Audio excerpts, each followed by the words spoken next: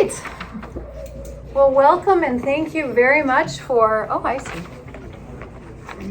being here for these conversations. Just to remind us that we had a bunch of different ideas and topics, really unlimited, of how we can live into our mission statement more fully. And in order to really do that, we have to have conversations and see like where we could go deeper, where we could understand things more. So today we'll start with Care for Creation, and next week, Johan, I love that name. Johan will be here to help us go a little deeper. And so we're first going to start with just a few things to write on your own. So for people who are watching us online, it's write down the first 3 to 6 words that come to mind when you think of creation care, the environment, and the climate crisis. So let's just take a minute for that. And the next question is, are there Bible verses or stories that you feel connect well to our experiences of creation or God's call for us to be good and faithful stewards of creation? Name them here. You don't need to know the chapter and verse. Just describe them.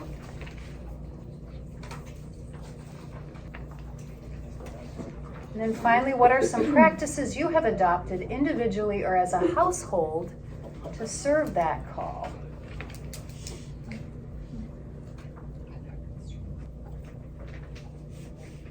All right, I won't make us go around the room. I'm not going to make anyone share that doesn't want to share. But for the first question, write down 3 to 6 words. Who'd be willing to share what they wrote down? Some concerns that I have, I wrote down, are extinction of animal species and loss of habitat for them.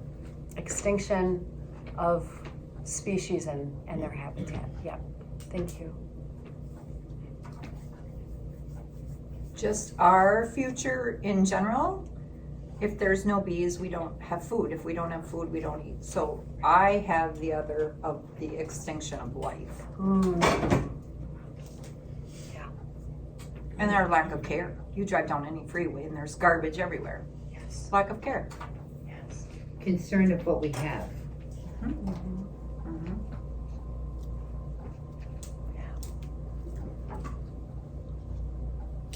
I wrote down waste Yeah. because I think we're causing it and doing it. And Yeah. that's general, I know, but Yeah. Waste. Yeah. To reuse. Yeah. Mm-hmm. Lots of things we throw away that we don't necessarily have to. Yeah. Right. Yeah. Recycling. Recycling. Yeah. Reusing. that's over in the back. Yep.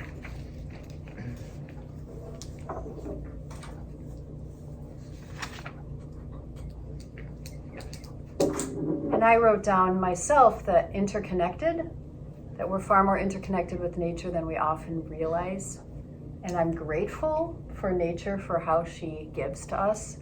But also it does break my heart when I see just garbage everywhere.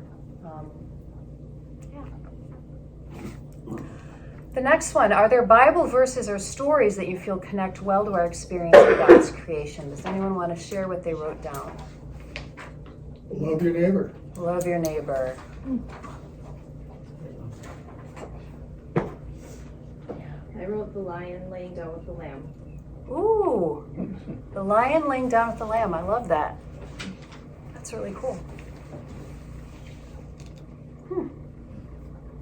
I wrote, there shall be light, and he created the heaven and the earth. Mm-hmm. There shall be light. God created the heavens and the earth. Yep. Laying down in green pastures. Ooh, laying down in green pastures. Yeah. Who wants to lay in the green pasture though? I would. Forestry was my. With bug spray, right? With bug spray. It is wonderful. Lay by the lake. You lay there and Yeah. you look up at the sky and you have your towels around you. It's wonderful. Owls are in pasture. Lay I by take my Claritin first. yeah. Funny. Yeah. That's good. That is good. One thing I have noticed is that there's not really much talk in the entire Bible about care of creation, because humanity had not, in anywhere in the Bible, had not reached a level where we could impact the environment at the level we do now. That's a very recent thing. And sometimes it makes me sad that Jesus never said anything about, FYI, for those reading in the future, don't do these things. And that does make it a little harder for those of us who, want to take things from the Bible. But I think that those things that we said were the exact same things that Jesus was saying. Or just always intended, yeah. Yeah. They'd always be that way. Always have green pastures. Yeah. Always have, yeah. But in a way, didn't he say something about it? Because he commanded us, everyone, to take care of each other. Yeah, right. In a roundabout way, he did. Mhm. Just say it. But sometimes I think when he said, be fruitful and multiply, he must shake his head. We fulfilled that. We checked. We did it. We did it. Yeah. Yeah, I think it's been brought up a couple times that maybe the word neighbor has been too narrow. And of course, Jesus kept trying to expand that in his time. But I think that is beautiful for us to say, love your neighbor as yourself. Who is my neighbor? Maybe the story wouldn't be of the Good Samaritan now. Maybe Jesus would talk about someone going for a walk in the woods and really listening to the trees and picking up garbage and trying to be a good neighbor to nature. We could walk in the woods here and do that, but when you see pictures of this so-called war that may be, they have no woods to walk in. I mean, I couldn't believe how apartment-wise, the whole place is over there, just building upon building. Yeah. Yeah. It's just unbelievable. We have it pretty nice here. Yeah. Yes, we do. Oh, no kidding. And let's not forget that. Yep. So what? Farmlands are being sold into housing development. Yeah. That's really sad. Money, money, money. Oh, that's right. Decreasing. Money. Yeah. When there's decisions that are made at a top level that are about what's good for profit versus what is going to help to keep the ecosystem, the larger ecosystem, people, animals, nature, in a good balance, that's not always happened. And there are ways in which we can expand and create urban cities that do take into account nature. It's just not been the way what we're used to. That's one thing I think about Minnesota, of all those states. We have, nice parks and area for people to walk in, and much more than a lot of states. Yeah. And we're lucky, we get all 4 seasons, sometimes in 1 week, but, but I would miss that if I didn't have that. Yeah, that's right. So what are some practices you have adopted yourself or as your household that serve this call to treat our nature as our neighbor? I personally clean my neighborhood. I put on my plastic gloves and I walk around and I pick up all the trash in my complex. I live in a townhome complex. Oh, that's a good idea. I do, yeah. I feel like if I'm out there and they see me, maybe I can teach by example. So I do that. I do like to recycle. I'm doing better at trying to purchase things that are maybe in cardboard or paper instead of plastic. Or if I can bring my own bag, or if I have a choice, I like to take paper bags. Just trying to do my little bit of part. I don't know, maybe a lot of you do know, I'm an avid fisher person, so when I'm out in the waters and out in the lakes and I see all that trash and I know where it's going and where it's not going, breaks my heart. It breaks my heart. And all it takes is a good wind and it's gone. Right. So just being responsible that way. Am I by any means perfect? Oh, heavens no, as I'm sitting here drinking out of a plastic bottle, a styrofoam cup. But I really do try to do my part, if I can. Yeah. If I have control of it. Yeah, we compost, and it pays off. When he started, we had this high fence with a garden, okay?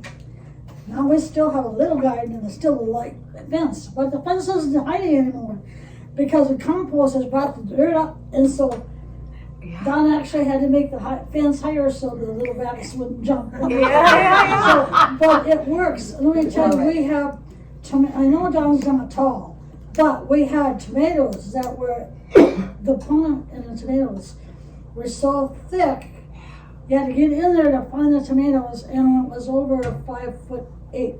Wow. Wow. Yeah, composting is awesome. That's the compost, that's what does it. Yep. Love it. Yep. Nice. That's good. And then also, at the lake, because we have the bank erosion, and so when we pick up the, I don't do it anymore, Donnie doesn't, pick up all the twigs in the fall or whatever, or in the spring, Donnie puts them on the bank and weaves them in there to hold the bank more. And we plant a That's lot good of trees around too, so. In general, you know, if you have property, plant a tree. Yeah. Love it. Yeah. If you have space. I generally have, I have a place where, oh, I'm sorry. Compostable and yeah. Go ahead. When I'm doing vegetables or cutting a salad, anything edible for the animals, I throw over a fence outside my back door, not on somebody else. I was gonna say neighbors don't mind. Neighbors don't mind. That's nice. That's where the beer bottles go. Yeah. Like the neighbor's yard. That's But me. I got out to leave for church today.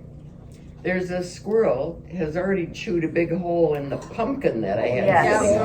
Yes. It hasn't even been carved. It's healthy for them. Well, I didn't give him any vegetables yesterday.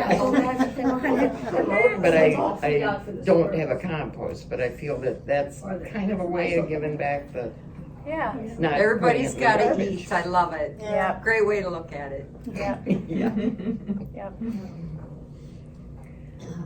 I echo much of what you said, and I do look, there are a few nonprofits that I've looked up. There's a couple that really help to protect habitat and advocate for animals, because obviously land can't vote and tell us what it thinks. And then there's one company that goes into the oceans and pulls the plastic out of the oceans. And so I give to them regularly so that they continue to be able to do that. So there's so many different angles, which I think we're going to see. There's so many different ways we can do that. Anyone else? I just think that, you know, these companies, it's kind of amazing, because these packing companies are not responsible at all. My goodness gracious. And why do we have to use a magnifying glass to find out what the number is on the recyclable thing? I mean, you know, I just think that we're not trying in America at all. I just think right there tells us that we're not even in the ballpark. You know? All the plastic on our meats, when you go and buy meats, everything's wrapped in plastic. Yeah. Everything. You know, unless you buy it from the deli guy and they wrap it in the paper, otherwise everything's wrapped in plastic. Well, like when you're out on the highway driving along and then you see a highway sponsored by Lions Club or 4-H, and they've got bags laying around that they picked up along the shoulder. Yep. Those are pretty good deals too, I think. I really That's such a good appreciate idea. that Yeah. a lot. Yeah. Yep. Then they wouldn't go along and pick stuff up on there. Yep. Yep. Yes. Yep. Can't just leave things like there. Yep. No, but I mean, the jump should be through. Yes, oh, of So, course. as Lutherans, we share a common call by our faith to care for creation and act justly towards those most impacted by climate and environmental issues. We are also human beings with human cares and concerns that are individual to each of us, and we often have more than one reason for engaging in creation care. Self-interest can work powerfully hand in hand with our collective beliefs, and it is important to understand what our own interests are and how they're similar and different. Some examples of your self-interest in creation care might be desiring a livable climate for your grandchildren, having healthier air so you can reduce the number of days you need to use your inhaler, or wanting to snorkel above beautiful and healthy coral reefs. What is your self-interest in caring for God's gift of creation? I guess we can just verbally share, but if you want to write down answers as well, you can do that. I keep thinking about my grandchildren. Yes, I would start sitting there thinking the same thing. Exactly that. Yeah, grandchildren's world. Yep. I think so they have a decent world to live in. Yeah.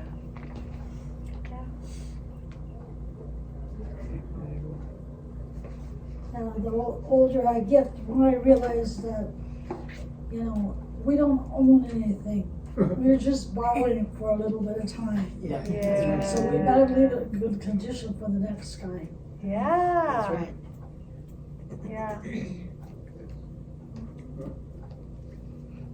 Well, I think of my grandparents who didn't have running water or electricity and everything, and look how good, we would say we have it. And I think everything will just progress and be better off. I don't think we have to look on the sad side of everything being dark and terrible. I think things do improve, no matter what you've got. You got an old car, you buy a new car and you think you're really better off.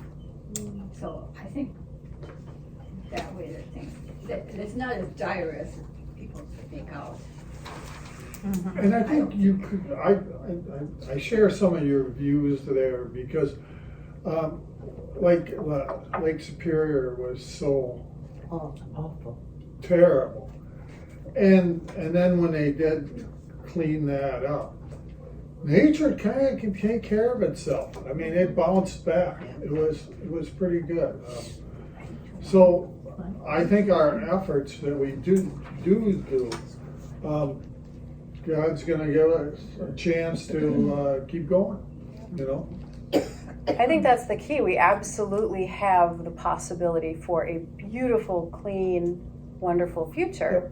But we can't keep going the trajectory we're going and put our head in the sand, because scientists and everybody, they're looking at this going, well, if you're producing 10 times more garbage than you need to be, and where's that going? Mm-hmm. In order for us to have that good, clean future that we want, we have to look at some of the things that aren't good, sustainable practices. And so what can we sustain with 8 billion people on the planet so everybody's thriving? It's possible. There are such creative people who have wonderful ideas and solutions, but they kind of need to get traction, these ideas. So. And some countries are so much better than others. Germany is really good. Marie went over there, and when she was over there, I mean, you recycle everything and that. I mean, it's like penalty by law almost. Yeah. And that was 20 years ago. Yeah. So, Took it seriously early. Yeah. And we walked Yeah. to the grocery store and took bottles back and brought our own cloth bags to carry the groceries home. Exactly. It was just amazing. What's wrong with glass bottles? Why don't we use glass bottles instead of plastic? Because plastic is cheaper for them to make. Yeah. They right. don't care that But they're you- polluting and No. Bringing killing them back, people you with were chemicals credited they put in then, them. you know. But if you have glass, then you can recycle it, and that makes Very more good, sense. too. Yeah. So this is a really great point, is because corporations have been enabled to choose profit over people and over nature. That's when you have these amazing voices like Isaiah and all these other nonprofits who get together and they say, we're going to make enough of a fuss to ask for laws to passed so that there can be a shift in things like that. And then things can shift, because there are some companies that want to be ethical and sustainable. Newer companies, I'm not going to say by younger people because that may not always be true, but who take seriously the impact on the planet. But so many massive corporations, I think, feel kind of removed from that. And they all kind of need to have their arm twist a little bit to do the right thing. Everything used to be in glass. Our milk came in glass. Everything came in glass. Yes, that's right. And then you recycled it. They washed it and gave it back to you. Makes sense to me. Or if it was the right shape, you used it for candy. Right. Yes! I love that. And we need the support, you know, so maybe it costs us a little bit more, maybe, you know, we take that responsibility, saying, this is how I'm supporting this, even if I have to pay a little bit more.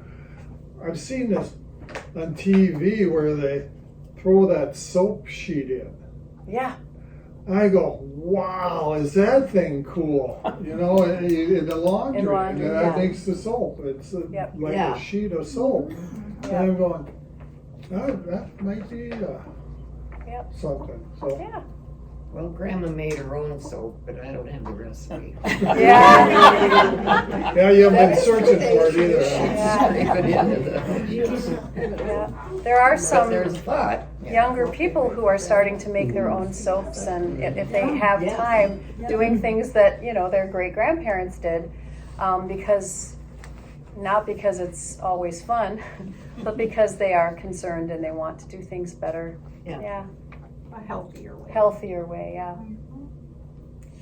We'll take a minute to briefly share one experience of nature, creation, or the environment that's been very meaningful to you with the person next to you. Listen as they share with you their experience. So we're going to take a minute to share back and forth with just a partner. So I'm going to just kind of time it and let you turn to the person next to you. Turn this off for now. Continue on the back here. How we honor our congregational connection with creation today. What are our beliefs about creation care? What other beliefs inform our desire for justice and equity for those most impacted by environmental and climate challenges? So I just want to say about that there's parts of the world and certain people who are affected more than others.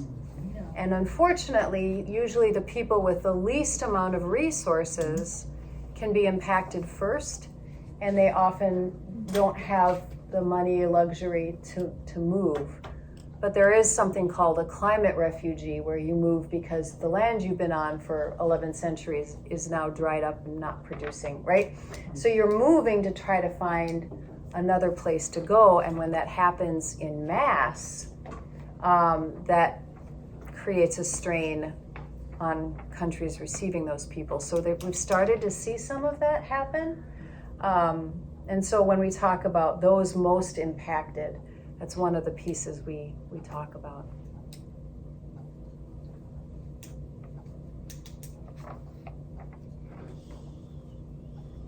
I think we're going to see some of that in the United States. Mm-hmm. You know, and like out west or so with Phoenix or whatever, or we're running out of water. You know, Vegas area and that. I mean. Well, the problem with that is that they turned a lot of this desert land into farmland, and they could grow with the water. Yep, so.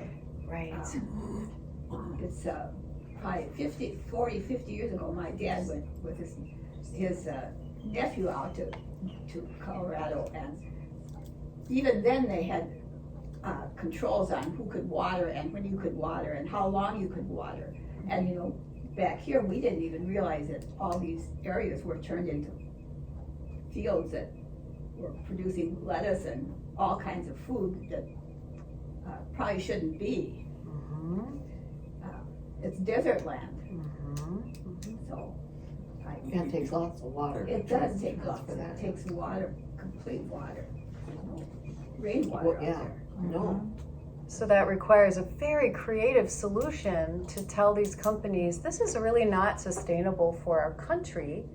How can we help to relocate you? You know, give you a We just found you a help. place somewhere else. Yeah, exactly. I Right, mean, they're something, gonna take it. some Yeah. creative solution, because you're right, there's, I remember in California last year with my girlfriend who lives there, and we're driving on the highway, and it's very dry out there. Yeah.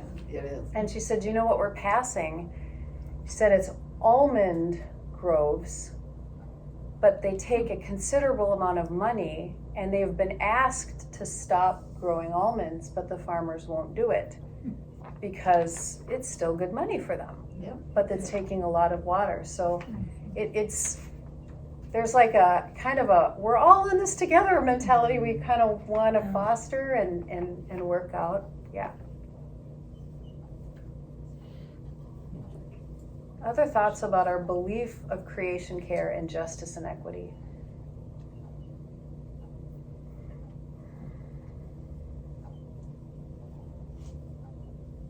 I don't know, with justice and equity, the corporations that are causing all of this, you know, they're out to make money, they don't care. And they put these farmers in a position where they have to raise this stuff in order for them to live. Mm-hmm. And there's so much corruption behind all of it that it's really scary because it keeps getting worse. It doesn't get better. And no matter how people try to fight it, they don't have the money to fight the corporations. No, it's the almighty dollar. Yep.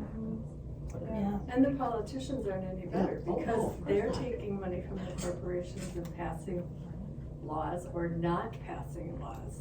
Right, They're right. not there to serve their constituents. Yeah.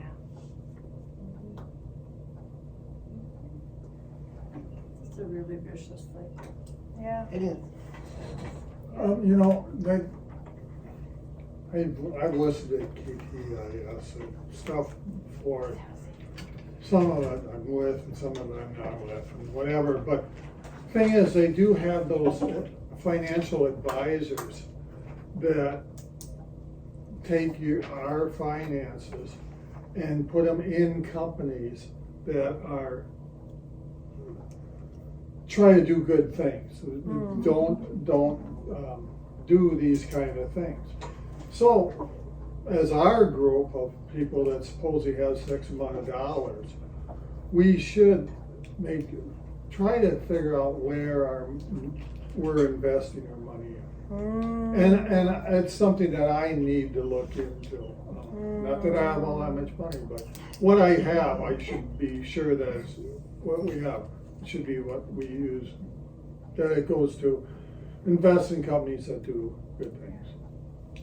It's a good point. When I was first a pastor, we had a retirement conversation, and we could opt in to have our retirement funds stocks going through what was called a social purpose fund, Yeah. which meant the companies we were investing in had to meet a certain criteria. I thought it was interesting we had to opt in to that rather than that being the default. But at the time in which I started that was the case. So it's an interesting thing to look into. It's an interesting idea.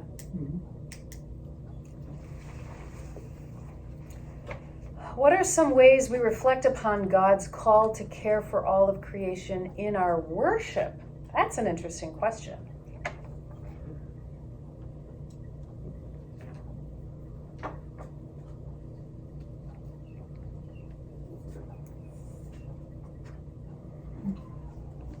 Well, today is an example, Mm-hmm. and if we mention it, some subjects on that during worship, or the songs we sing, anything to make you think about it. Mm-hmm. In this class right here. What we're doing right now. Is anything that keeps reminding us about that relationship we have and our call to stewardship?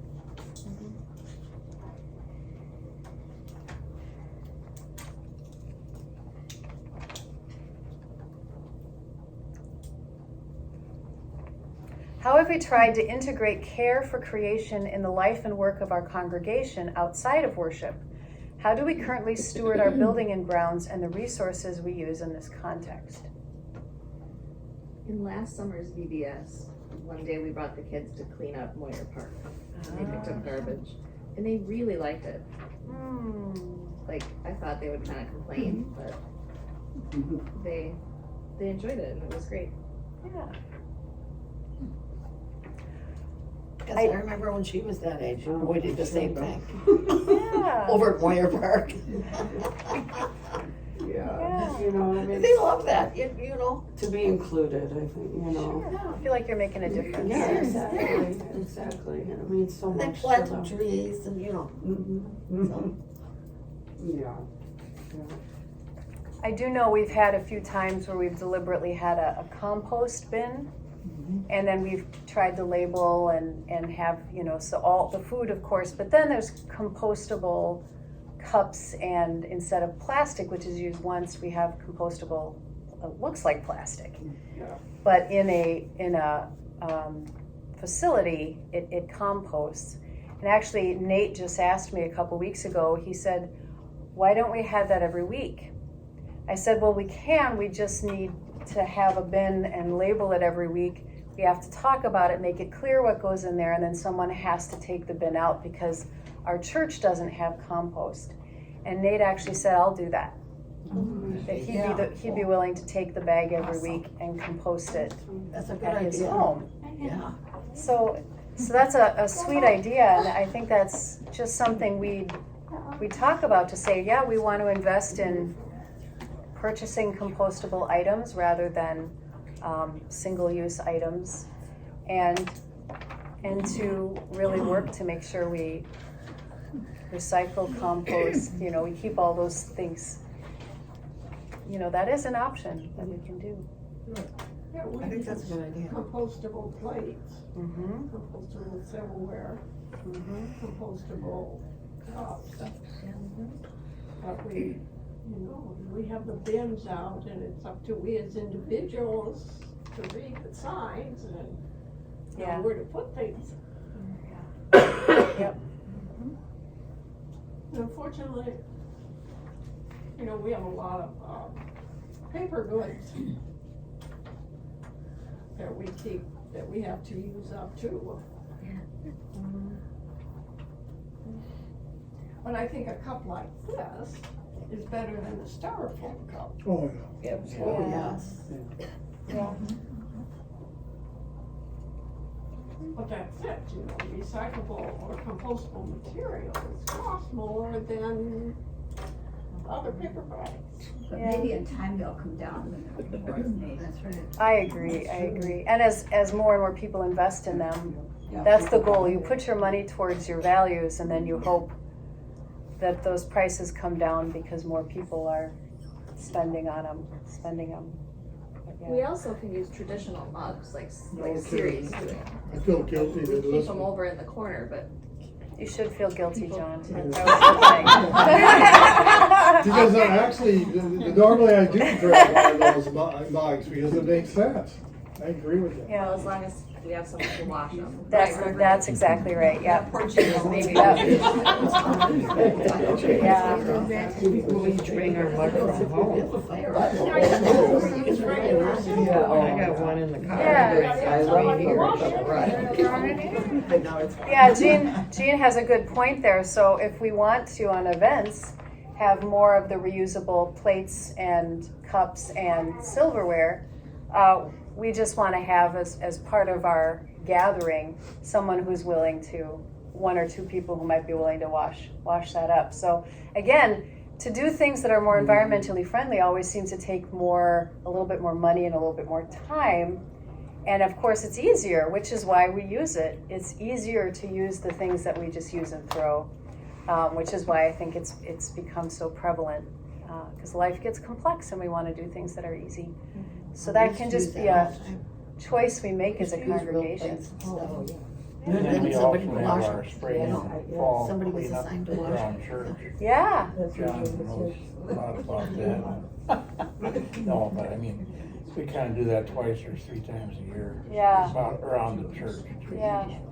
Yeah. Have you ever thought about just buying, I know I got a commercial one, dishwasher down there that doesn't work anymore, that, What does No, it work? It works. To do, run I, It works. It works. doesn't work? Yeah. I thought it didn't come up to temperature or something. No, it works. I thought the company came in and said you could use it. No, that's not true. Not that I know Yeah, it works. Well, if it works, why can't we use it? Well, it looks like we can More then. effort. Unless you guys took the dishes out of there, there was all copious amount of dishes and stuff. I bet we might have some people who, if we said this is a value we want to have as a congregation, some people might step forward and say they'd be willing to do that. There might even be some young people who'd think that was really fun. Yeah, I mean, the dishwasher, Yeah. you fill the whole thing up with, like this big one, and you put it through, the whole thing goes through in less than 2 minutes. Yeah. So then why not use it? I don't get it. Because Betty, it's a don't half they- a dozen people that do all the work, and it gets to be a lot of work for those people. But I thought I heard it wasn't working. It works, it's just somebody to run it. Betty, it works, Does- doesn't it? The Yeah, dishwasher? yeah. Does it go up to temperature? of. Yeah, it works. It's just the effort, you know. You take a paper plate and you're through. You take a dish that you Yeah, gotta put in. I fully takes a whole remember, crew I to do that. remember when I was the president of the guild and I came down here and somebody had a wedding, we had over 200 people. My job was to watch the people they hired to do it. But the point is, we don't have that problem anymore. You don't have 300 people down here at once. No, So, but we had a funeral a week ago, or 2 weeks ago, and it was 94 people there. And it's a lot of work for the people the half a dozen people. It's hard to get people to even come for that. You just ask Betty. Oh, yeah. Yeah, I can see for outsiders, but if we're all here and we're gonna get together as a potluck or whatever.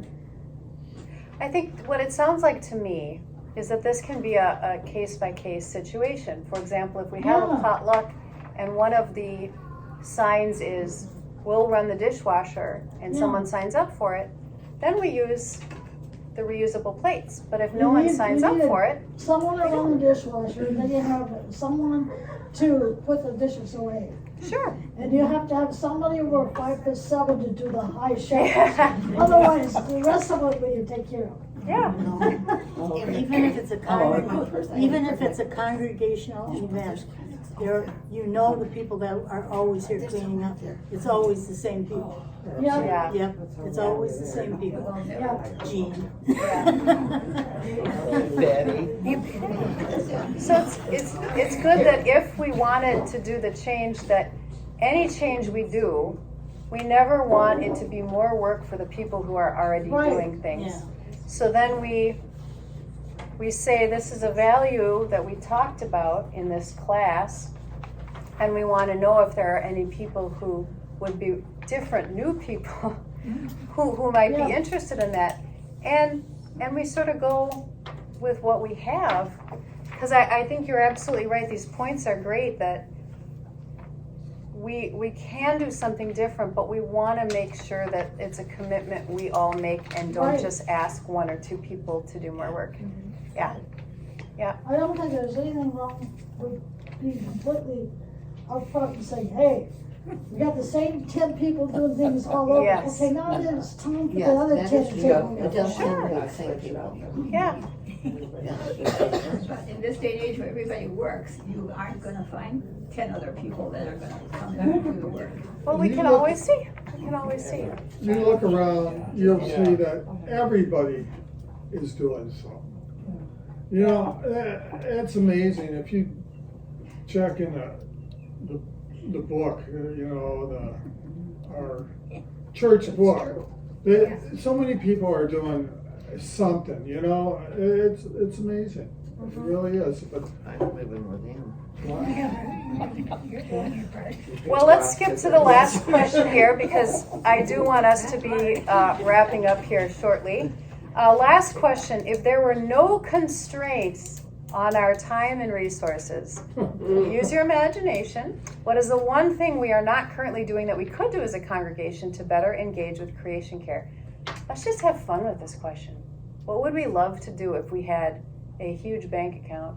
And a lot of what? Eat in the woods, Eat in the roll in the green pastures. I'd like a new floor in the church. There you go. There you go. A new floor in the church. We can make a big garden out here, like a huge garden. Ooh, a huge garden in the front. It's actually. Community. Community garden. Food resources Christ the for King. people in the There neighborhood. is a little garden. Christ the King does that. That's right. It's a, Like a vegetable garden, like a community vegetable garden. Yeah. Does anybody take care of that? I would love solar panels. Oh, yeah. That would be great. That would be a good idea. If you can afford to get them. Well, that's what I'm saying. We're pretending we have all the time and resources. They'll save That's you the money, but you game. gotta pay for it to get them. That's the Actually, question. there's many programs, if somebody was looking into that, there are programs Oh, yes. that they'll do it. We had a consult once and they said basically your monthly, the cost that you pay monthly for the solar panels will be the same as what your electric already is, and basically it's gonna be a wash. Yeah. But Because you're probably on a payment plan on to a pay off yeah, more you do a rather. payment plan for the solar Oh, panels and all the money you save on your electricity Yeah, is it's, basically yeah. what you're paying Really? for the Yeah. panels. Well, That Well, that's it interesting. basically isn't even. solar Especially with some of panels. those. I don't know about this large of a building if that That'd is be, different, but I'm sure our electric bill must be Could a lot always higher ask. than a house, so. yeah. that, and our footprints much bigger, so they can use more. It'd probably be a lot easier installation because of the large flat Absolutely. roof that Yeah. it would be, Interesting. But would Less that expensive. still be better environmentally yeah, than burning gas and yeah. other, The only question is the impact to the roof, I don't know. Right. Oh, yeah. if That's it's a good point. feasible, that kind of thing. Interesting. But it doesn't hurt for them to come out and give you a quote and. We could do one of those roofs where they grow plants on the roof. And have goats up there too. That would be my I dream. don't know, have you been up there? Yeah, like moss. Is it like moss? People with some plants up there. and- Yeah, yeah. God, I'm so- There's plants growing That's everywhere. good. Yeah. Yeah. The high school that I work at used to have their bees up on the roof of the school. Nice. Bees? Bees. Nice. Cool.